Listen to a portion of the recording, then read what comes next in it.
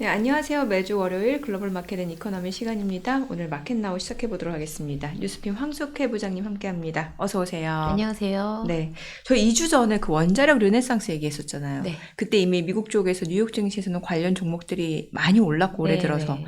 그 이후에 또 국내 증시 쪽에서도 이제 원전 관련주들도 많이 올랐고 그런 네. 상황이거든요. 네. 예, 그 방송 이후에 또 계속해서 랠리가 좀 이어졌죠. 그쵸. 예. 마이크로소프트가 그 잠자던 원전을 깨웠잖아요. 부활시켰잖아요. 맞아요. 예. 그 이후로 또 미국에 있는 빅테크들이 연달아서 원전이랑 꽤나 큰 규모의 딜을 했어요. 네네. 이러다 보니까 투자자들 관심도 커지고 이쪽에 좀 베팅해볼까 이런 관심들도 많이 늘어나는 것 같아요. 네.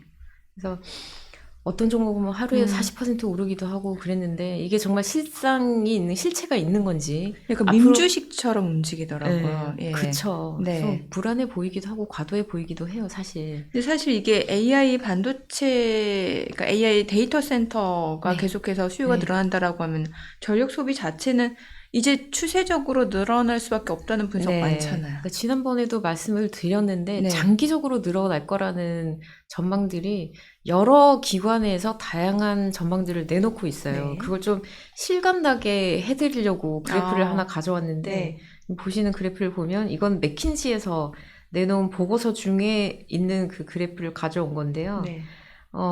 연도별로 2023년은 실제로 이제 소모한 에너지겠죠. 그리고 2024년부터는 전망치인데 쭉쭉쭉 계속 가파르게 뛰잖아요. 심지어 기울기 자체가 예, 그러네요. 맥킨지는 미국만 볼 때 데이터 센터 전력 소비가 2030년까지 지금보다 한 3, 4배 늘어날 걸로 예상을 해요. 네.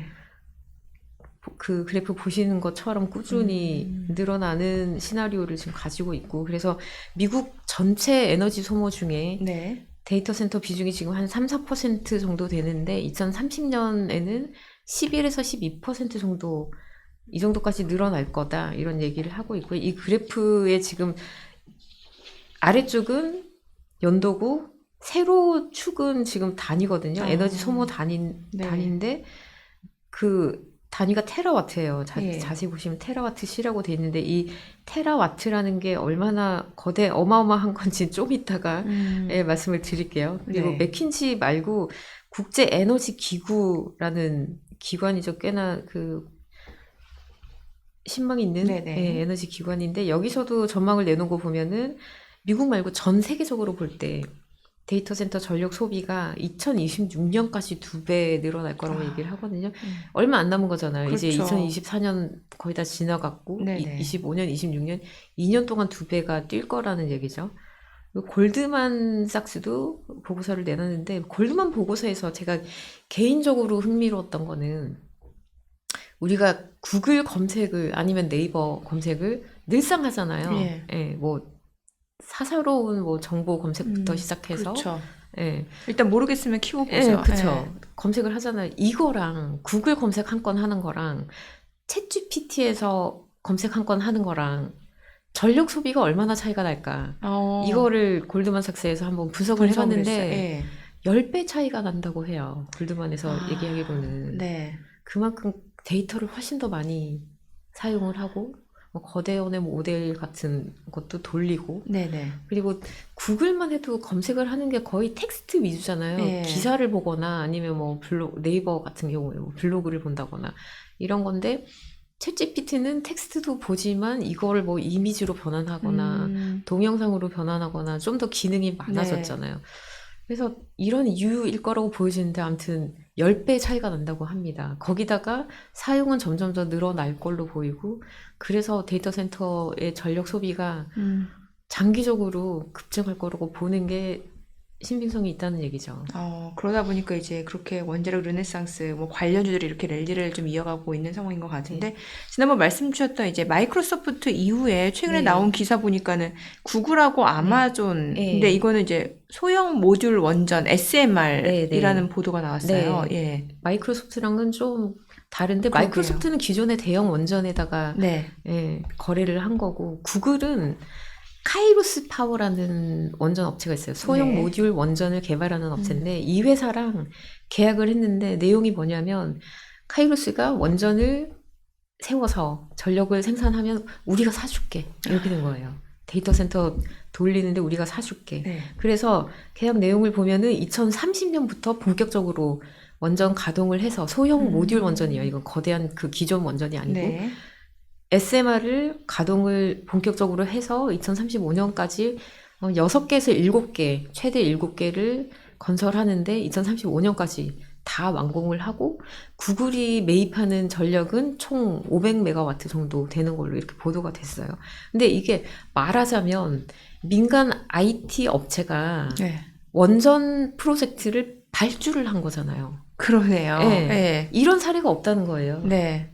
민간 업체가 보통은 이제 그 정부 차원에서 기관 이루어지는데. 워낙에 뭐 시간도 오래 걸리고 그렇죠. 투자도 많이 필요하고 예. 이러니까 정부 기관들에서 하는데 이렇게 민간 기업이 발주를 한 셈이잖아요. 이렇게 해서 원전이 건설이 되는 게 사례가 없었다는 거죠. 그래서 전례가 없는 형태의 그러네요. 딜이 지금 나올 정도로 빅테크의 에너지 확보가 굉장히 다급하다 이렇게 볼 수가 있겠죠. 이 그래서 카이로스 파워라는 게 어떤 기업인가요? 네, 어떤 회사냐면 2016년에 설립이 됐고요. 네. 캘리포니아 주에 본사가 있어요.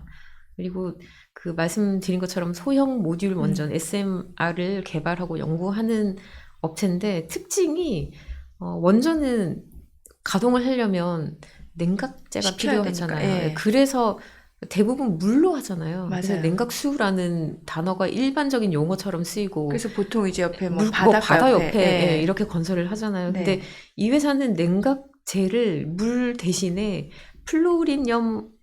플루오린화염이라는 일종의 솔트예요. 소금. 예, 염분을 가지고 냉각제를 네. 쓰는데 이게 물보다는 한 차원 진보된 기술이라고 해요. 그래서 이번에 구글이랑 딜을 하기 전에 예. 작년 12월에 그 프로젝트 하나를 발표를 했어요. 50메가와트짜리니까 그렇게 크진 않죠. 소규모인데 50메가와트짜리 SMR을 건설을 하겠다. 이 프로젝트 이름이 헤르메스예요. 이걸 계획을 해서 미국의 원자력 규제위원회라는 기관이 있는데 에너지부 산하에 있는 기관인데 여기서 승인을 받아냈어요. 그리고 미국 에너지부가 차세대 원자료 실증 프로그램, 그 영어 약자로는 ARDP라고 하는데 이 프로그램을 통해서 헤르메스 프로젝트에 3억 달러를 투자하겠다 이렇게 발표를 했어요. 그래서 7월부터 그 원전 착수를 했고 2027년에 완공한다는 계획이에요. 네. 예, 그거 이어서 이제 구글이랑 또 한 차례 대규모 딜을 한 거죠. 그리고 아마존은 3월에 그 탈렌 에너지라는 회사랑 딜을 해서 그 데이터 센터를 직접 인수하는 걸로 네네. 지난번에 말씀드렸잖아요. 맞아요. 이거랑 별개로 최근에 3건의 계약을 했는데 셋 다 그 소형 모듈 원전이에요. SMR이고 버지니아랑 워싱턴 주의 프로젝트를 하는데 이건 아마존 경우는 우리가 전력 구매해줄게 이게 아니라 직접 투자를 하기로 했어요. 총 3건의 프로젝트에 5억 달러 이상 네. 투자를 하기로 했는데 먼저 클라우드 비즈니스죠. 아마존 웹 서비스에서 버지니아 주에 그 아마 익숙할 거예요. 도미니언 에너지라는 유틸리티 업체인데 네네. 이 회사의 SMR 프로젝트에 투자를 하기로 했어요. 이걸 얘기를 하면서 뭐라고 하냐면은 그 앞으로 수년 동안 기가와트급의 에너지가 필요한데 이거를 충당하려면은 풍력이나 그 태양광만으로는 턱없이 부족하다는 거예요.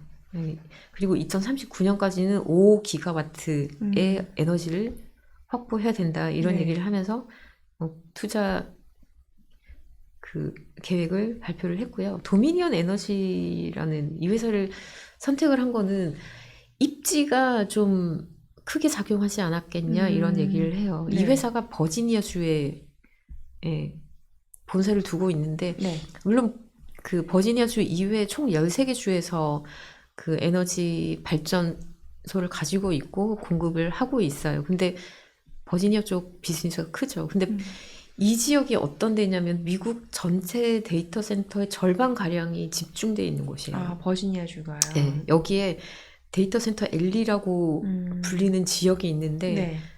여기에 데이터 센터가 집중이 돼 있고 전 세계 이러다 보니까 전 세계 그 인터넷 트래픽의 70%가 여기서 발생을 한다고 해요. 근데 도미니온 에너지가 여기에 거점을 두고 있으니까 네. 유리하게 작용을 했을 거라는 거죠. 그리고 아마존 웹 서비스 이외에 이거랑 별도로 아마존 본사도 그 미국의 유틸리티 또 다른 업체인데 노스웨스트라는 회사가 있어요. 여기랑 계약을 하고 워싱턴 주의 SMR 프로젝트를 네. 추진을 하기로 했어요. 워싱턴 DC가 아니고 그 네. 서북부에 시애틀이 있는 그 워싱턴 네. 주에서 제일 한다는 위쪽에 건데. 위치한 예, 주죠. 그렇죠. 예. 이거랑 관련된 아마 보도를 보신 분이면 엑스에너지라는 회사 이름을 아마 접하셨을 텐데 네. 이게 어떻게 된 거냐면은 엑스에너지라는 회사가 SMR 개발도 하면서 그 연료에 대한 연구도 하는 업체예요. 그래서 이 회사가 관련된 기술을 제공하기로 했어요. 그리고 실제로 건설하는 거는 노스웨스트가 해요. 그리고 원전이 이제 완공이 되면은 그 자산은 노스웨스트 회사가 소유를 하는 거죠. 그리고 그 전력을 생산하면은 아마존이 가져가고 네. 이런 형태로 돼 있는 거죠. 지금 뭐 IT 빅테크 업체들이 앞다퉈서 지금 네. 원전 쪽, 특히 이제 소형 모듈 원전 쪽 지금 투자를 하는 것 같은데, 앞서서 그 기하급수적으로 늘어나는 전력 소비량에서 테라와트 말씀 주셨잖아요. 예. 이게 어느 정도인지 좀 와닿게 설명을 해주세요. 예. 그 단위가 계속 나오잖아요. 네. 뭐 메가와트도 나오고 기가와트도 나오고 테라와트도 나오고. 사실 테라는 좀 아이폰 쓰는 분들은 좀 그래도 익숙한 단어긴 해요. 아, 네. 근데 저도 이게 궁금해서 한번 찾아봤어요. 근데 와트라는 거는 전력의 기본 단위잖아요. 이건 네. 중학교 때 배운 거니까 그렇죠. 다들 네. 아실 텐데. 뭐 와트가 있으면 당연히 뭐 킬로와트가 있겠죠. 1000배. 미터가 있으면 킬로미터가 이런 식으로 똑같이. 킬로와트도 똑같아요. 1000와트가 1킬로와트예요. 네. 근데 메가와트는 1메가와트가 1000킬로와트예요. 1000배씩 뛰는 거예요. 네네. 그리고 1기가와트는 1000메가와트예요. 예. 다시 1000배가 뛰는 거죠. 그렇죠. 그래서 와트로 치면은 1메가와트는 100만 와트가 되는 거고 1기가와트는 10억 와트. 와. 그리고 테라와트는 100만 메가와트. 어마어마하게 큰 거죠. 그러네요. 네. 엄청나네요. 네, 그러니까 그 정도로. 네, 뉴스에 계속 이런 단위들이 나오니까 한번 예. 정리를 하고 가시는 게 그러네요. 도움이 이게 되실 것 어느 같아요. 정도나 이게 전력 소비량이 급증한다라는 거를 단위가 달라지네요, 확실하게. 예. 앞서 지금 이제 소형 모듈 원전. 사실 원전 같은 경우 이제 많은 분들이 잘 알아요. 네. 근데 이제 소형 모듈 원전, SMR은 좀 생소하거든요. 네. 그 연초부터 원전 르네상스 얘기가 예. 나오면서 SMR이 한 번씩 이렇게 회자가 됐어요. 근데 아직은 개념이 많이 생소하실 맞아요. 텐데 저도 이번에 이제 좀 알아보려고 자료도 찾아보고 했는데 네. 국제에너지기구에서 내놓은 자료를 한번 찾아봤어요. 여기서 어떻게 정의를 하냐면 네. 그 SMR이잖아요. S는 스몰, 작다는 네. 뜻이에요. 예. 원자로 자체도 작지만 전력을 공급하는 그 출력 자체도 작아요.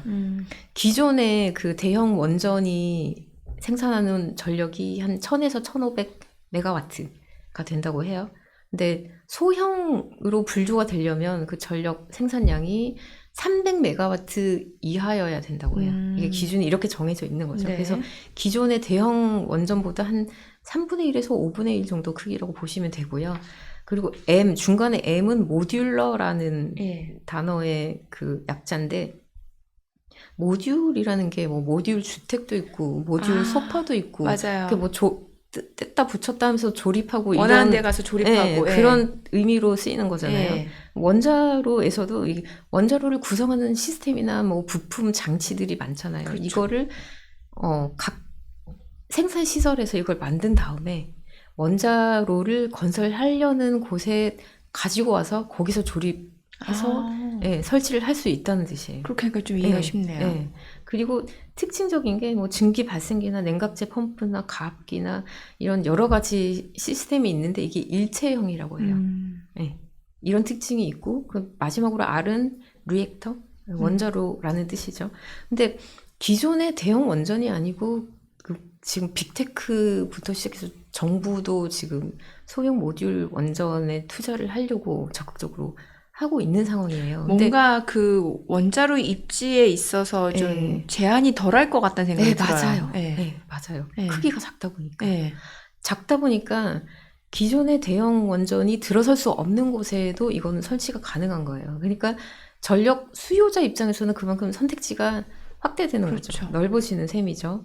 그리고 모듈러이기 때문에 이게 건설 비용이나 기간 측면에서 유리하다고 해요. 그 앞에서 말씀드렸던 그 카이로스 파워가 지금 추진하고 있는 헤르메스 프로젝트가 지금 7월부터 착공했는데 2027년에 완공하겠다. 계획을 일단 그렇게 잡아놓은 거잖아요. 그러니까 대형 원전은 지금 몇십 년 걸리는데 그렇죠. 상상할 수 없는 일인데 몇 년 안에 지금 완공한다는 거니까 네. 훨씬 더 단축되는 거죠. 비용도 줄어들고. 그리고 에너지 접근성에서도 소형 모듈 원전이 굉장히 유리하다고 하는데 접근성이라는 건 인프라 문제예요. 이게 무슨 얘기냐면 대도시를 제외한 다른 뭐 농촌이나 교외 지역에서는 전력망 보급이 일단 좀 제한적이고 그리고 망을 연결하는데 비용도 좀 많이 든단 말이에요. 네. 그리고 미국의 경우에는 어떤 특정 그 발전소 하나가 해당 지역의 전력망의 10% 이상을 못 가져가게 돼 있다고 해요. 그러니까 대형 원전은 작은 지역에서는 그 교외 지역이나 시골 같은 이런 데서는 시작부터 막히는 거예요. 그러게요. 예, 크기가 워낙에 크니까 10%그 기준을 뭐 금방 넘어버리니까 시작부터 힘들죠. 근데 소형 모듈 원전은 기존에 있는 전력망을 이용해서 쓸 수도 있고 아니면 자체적으로 망을 설치를 할 수도 있다고 해요. 그런 접근성이나 인프라 측면에서도 굉장히 용이한 거죠.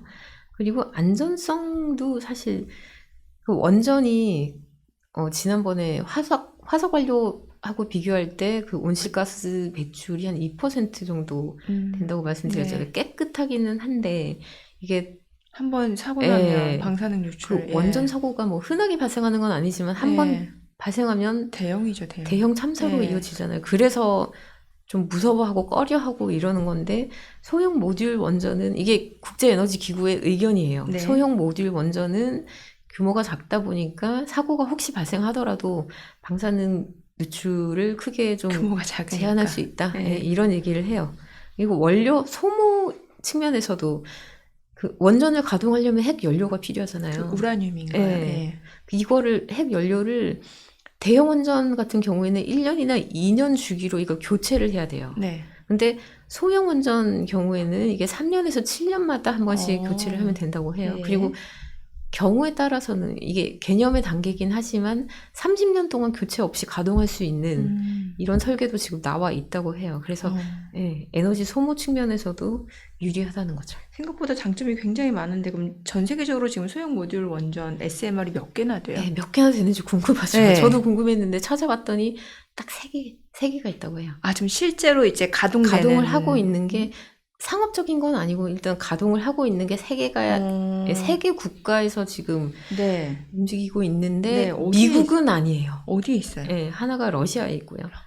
중국에 하나 있고 나머지 하나는 인도에 있다고 합니다. 러시아, 중국, 네, 그리고 인도. 일본에서 지금 시험 가동 중인 SMR이 하나 있고요. 네. 그 밖에 개발 중이거나 건설 중이거나 아니면은 그 승인 절차 단계인 상태거나 이런 SMR이 지금 한 80건 정도 된다고 해요. 그래서 시간이 좀 지나면 지금부터 몇 년 뒤에는 지금보다는 아직은 뭐 개념 단계고 아이디어 단계고 설계가 돼 있는 이 정도 상태인데 그 2027년에 진짜로 완공이 뭐 하나가 되고 이렇게 되면은 80건이 지금 뭐 개발 단계거나 승인 절차 단계거나 그런 상태인 거잖아요. 그래서 네.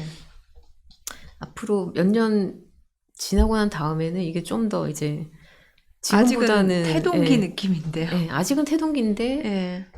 몇 년 이후에는 상황이 좀 달라지지 않을까 그런 기대를 하는 거죠. 그러니까 지금 말씀 주신 곳이 보니까 러시아, 중국, 인도 아직 네. 미국은 없고 나머지 국가에서 시험 가동 중이고 네. 그러면은 지금 그 뭐 구글도 그렇고 아마존도 그렇고 앞서 아마존은 이제 투자하는 거고 네. 구글은 뭐 이제 니네 원전 전력을 구매하기로 네, 그렇게 약속을 한 거고. 네. 그럼 지금 아직 그 업체들이 실제로 좀 가동 중인 게 아닌 거잖아요. 네, 그렇죠. 개발 근데 주가는 단계인 거죠. 날아갔네요. 주가는 날아갔다라는 얘기를 하는데 네. 누구의 주가가 도대체 얼마나 오른 건가 그러니까. 예, 그런 게 궁금하실 텐데 네. 솔직히 이게 지금 들어서 최근 들어서 굉장히 관심이 뜨겁게 달아오르는 거잖아요. 근데 실제로 막상 이제 투자를 그럼 해볼까 하면은 선택지가 별로 없어요. 왜냐하면 그 구글하고 계약한 카이로스 파워라는 회사는 비상장 회사예요. 네. 그리고 아마존이 투자하기로 한 그 프로젝트에 기술을 제공하기로 한 엑스에너지라는 회사, 이 회사도 비상장 회사예요. 그럼 관련 종목들은 어떻게 연관이 있는 거예요? 지금 빵 떴다는 종목은 뭐 뉴스케일 파워, 뉴스케일 파워. 그러니까 몇 개 안 되는 거예요. 선택지가 몇 개 안 되니까 그 지금 살 수 있는 종목을 베팅하다 보니까 말이 안 되게 하루에 40% 뛰고 이런 상황이 발생을 한 거죠. 그럼 뭔가 직접적인 연관이 있는 게 아니라 그쵸. 주가가 오른 회사도 아직은 개발 단계, 아이디어 단계인 상태고 아직은 SMR을 직접 가동해서 매출을 올리고 이익을 내고 이런 단계는 아닌 거예요. 저는 이 뉴스케일 파워가 무슨 뭐 엑스에너지의 뭐 지분이라도 있는 건가? 왜 그렇게 관련 종목을 엮일 수 있잖아요. 근데 그런 게 전혀 아니라는 거잖아요. 그런 상태는 아니고요. 지금 주가는 무섭게 올랐는데 일단 그래프를 한번 보시면 뉴스케일 파워. 연초 이후에 480% 뛰었어요. 이 회사가 그 연초 주가를 보면 뭐 3달러에서 시작을 해서 뭐 한때 떨어져서 1달러 선까지 떨어지기도 하고 이러면은 이제 페니스톡이라고 하잖아요. 그랬던 주식이 지금 흔히 말하는 동전주가 그랬는데 480%면 엔비디아보다 훨씬 더 많이 오른 거죠. 그리고 그래프 보시면 그 맨 오른쪽에 이렇게 로켓처럼 이렇게 쭉 오르는 요 부분이 이제 하루에 40% 올랐던 그 날이고요. 한 달 동안 지금 89% 상승했어요. 이게 이 회사가 어떤 회사냐면 설립은 2007년에 설립을 했어요. 오리건주에 본사가 쪽이네요. 그리고 근데 설립 이전부터 이제 연구는 했어요. 2000년부터 오리건주에 있는 그 주립대학이랑 아이다호 국립연구소라는 연구소가 있어요. 그러니까 공동으로 SMR이라는 거를 한번 연구해보자, 개발해보자 이렇게 해서 진행은 해왔고 설계도 했어요. 그리고 이 회사의 그 특징적인 게 에너지 업체 중에 유일하게 미국 원자력 규제 위원회라는 그 기관이 있다고 말씀드렸잖아요. 이 기관에서 SMR 라이선스를 받은 유일한 업체예요. 이 회사가. 그리고 지금 보시는 그림은 회사에서 일단 이런 형태로 설계하겠다, 개발하겠다라고 한 그 모듈의 모습이에요. 참고하시라고 가지고 나왔고요. 2014년에, 그러니까 그러니까 연구는 2000년부터 해왔고, 2007년에 법인 설립을 했고, 2014년에 미국 역사상 최초의 SMR을 만들겠다, 이런 계획을 발표를 했어요.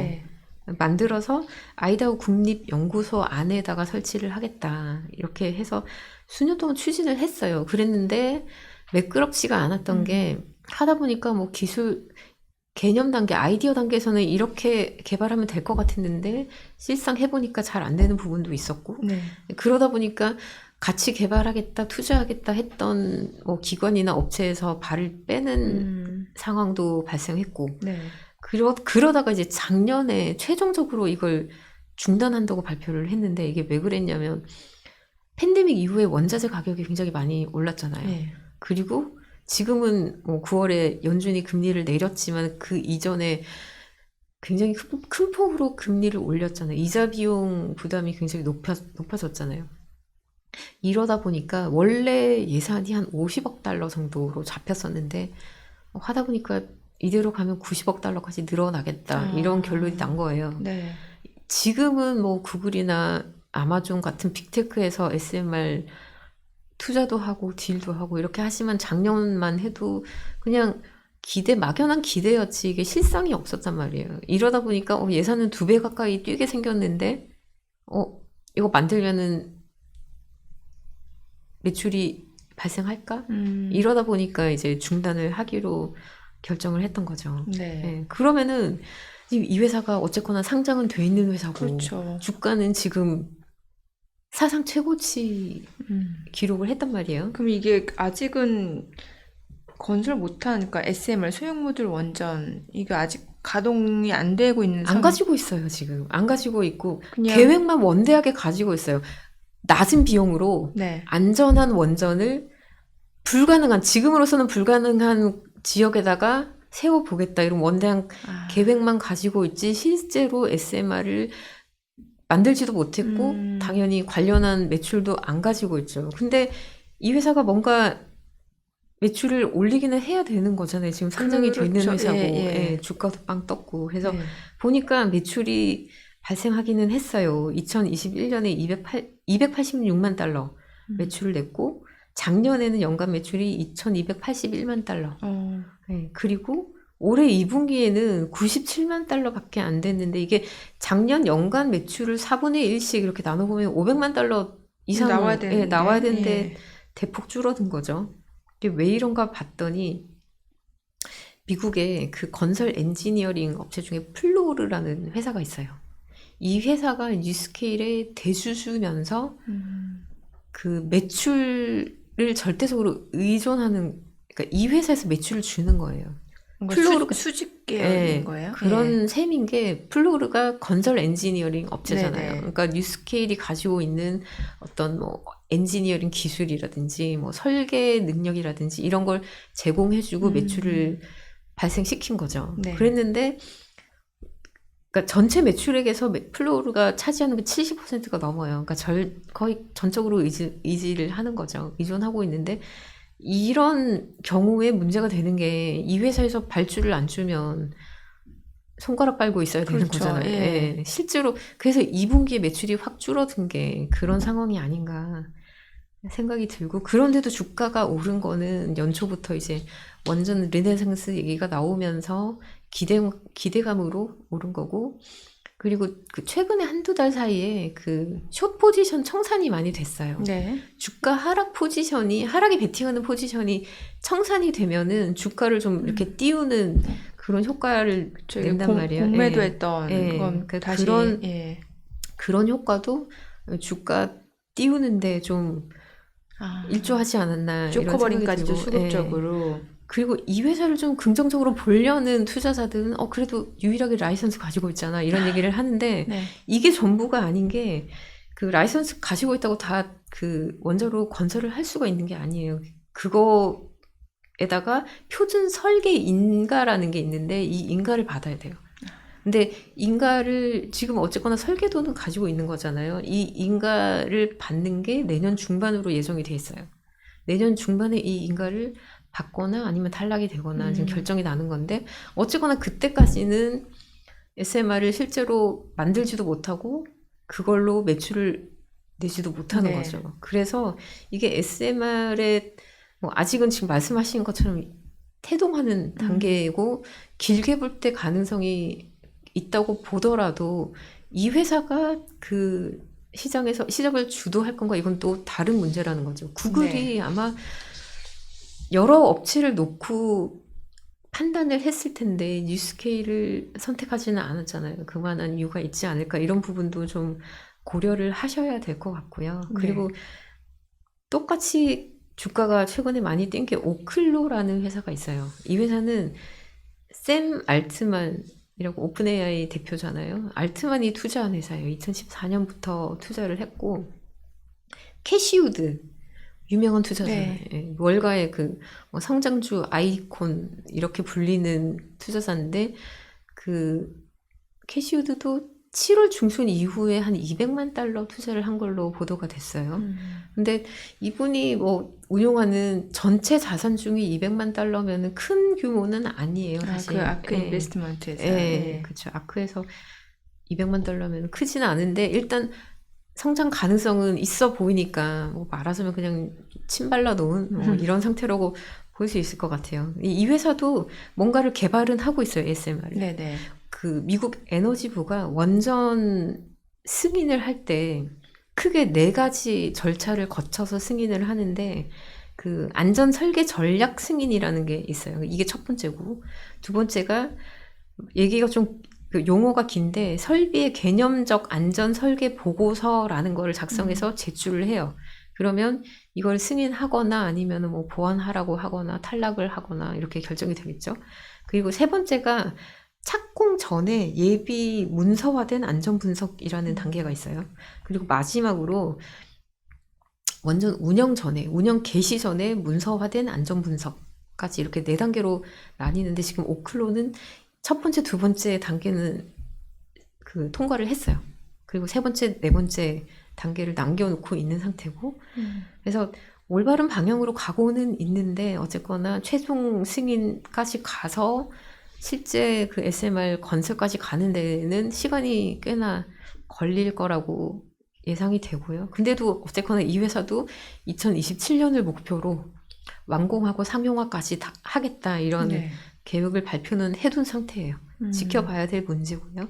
그리고 주가는 그래프 보시면 변동성이 그냥 딱 봐도 굉장히 높아 보이죠. 예, 뭐 거의 널뛰기로 보이는데 상장을 한 게 스펙이라고 네. 예, 기업 인수 목적에서 예. 그 회사랑 합병을 하면서 상장을 5월에 했어요. 올해 5월에 상장을 했는데 당시에 IPO 당시에 그 종가가 $10였는데 네. 18달러까지 상승했고요. 최근 그래프 보시면 최근 한 달 동안 굉장히 많이 뛰었잖아요. 그러네요. 176% 뛰었어요. 이렇게 단기에 급등하는 건 좀 부담스러운 뭐 달린 말에 올라타자 이런 건 좀 주의를 하셔야 될 것 같아요. 스케일보다는 그래도 덜 오른 거예요. 예, 덜 오른 거긴 한데 네. 한 달에 176%도 좀 정상적이진 않아 보이죠. 네. 그 아마존하고 네. 계약한 그 유틸리티 업 도미니언 에너지. 예. 이 회사는 아마 많이 들어보셨을 거예요. 익숙한 회사고 워낙에 또 규모도 큰 네. 회사예요. 예. 근데 말씀드린 것처럼 이 회사의 강점은 버지니아에 있다는 예, 이거예요.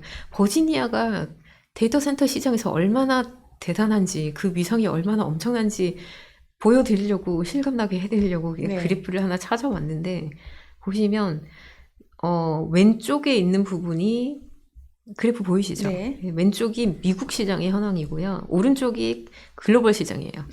이게 그래프가 의미하는 건 뭐냐면은 데이터 센터 해당 지역에서 데이터 센터가 소모하는 전력 양이에요. 단위는 메가와트고요. 네. 그래서 보시면 수치를 보시면 노스 버지니아인데 버지니아에서 소모하는 전력량이 지금 3,442메가와트라고 나오잖아요. 예. 근데 미국에서 2위가 시카고인데 836이에요. 예. 2위랑 지금 4배 예, 4배 정도 앞지르는 거잖아요. 이 정도로 예, 엄청난 글로벌 시장에서도 마찬가지고. 크다는 얘기고. 예. 글로벌 시장에서 보더라도 2위가 싱가포르인데 전력 소비량이 1000메가와트로 나오잖아요. 글로벌 시장에서도 2위보다 3배 이상 큰 거니까 버지니아라는 지역이 어마어마한 거죠. 데이터 시장 입장에서 보면. 근데 그 수요자 입장에서 보면 데이터 센터를 운영하는 기업 입장에서 보면 그 지역에서 전력을 조달하고 싶지 어디 그렇죠. 멀리서 땡겨오려면 그 비용도 또 발생하는 거잖아요. 이러다 보니까 데이터 센터 시장이 커질수록 도미니언 에너지가 좀 수혜를 보지 않겠냐 이런 얘기를 하는 거죠. 실제로 실적이 어떤지도 궁금한데요. 네, 2분기의 매출액이 35억 달러였고 1년 전보다 한 10% 늘어났어요. 그리고 그 데이터 센터 쪽 어느 정도 반영이 된 걸로 보이는데 올해 연간 EPS 전망치를 상향 조정해서 높였어요. 원래 그 EPS 상단이 한 2.87달러 정도 될 걸로 예상을 했는데 올린 게 상단이 3.54달러까지 높아졌어요. 꽤나 큰 폭으로 상향 조정을 했고 2029년까지 연간 순이익이 한 5에서 7% 오를 거라고 예상을 해요. 그리고 뭐 IB 쪽이나 투자 매체, 시킹 알파라고 온라인 매체가 꽤나 그 신뢰를 얻는 매체인데 여기서는 버지니아 지역만 볼 때 데이터 센터 때문에 그 전력 소모가 2022년에서 30년까지 한 3배 정도 늘어날 거다 이렇게 얘기를 하고 그래서 그 이 지역의 전력 조달을 상당 부분 도미니언 에너지에 의존할 수밖에 없고 그러다 보니까 한 앞으로 10년 정도는 이 회사의 매출이나 이익이 꾸준히 늘어날 거다 이런 예상을 합니다. 알겠습니다. 오늘은 또 최근에 뭐 뉴욕 증시에서 굉장히 핫한 그런 테마, 섹터 네. 관련 종목들을 좀 짚어주셨네요. 내용 잘 들었습니다. 네. 고맙습니다. 네, 감사합니다.